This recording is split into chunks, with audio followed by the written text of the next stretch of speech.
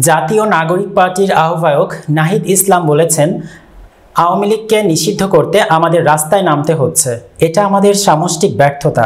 বিচার ও সংস্কারের জন্যই মানুষ রাস্তায় নেমেছিল।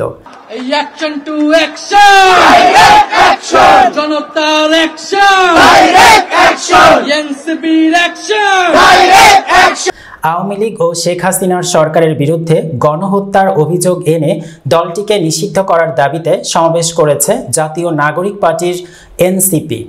শুক্রবার বিকাল ৩টায় রাজধানীর বায়তুল মোকাররমের দক্ষিণ গেট এলাকায় দলটির এ বিক্ষোভ সমাবেশ শুরু হয়। এ সমাবেশে তিনি এসব কথা বলেন।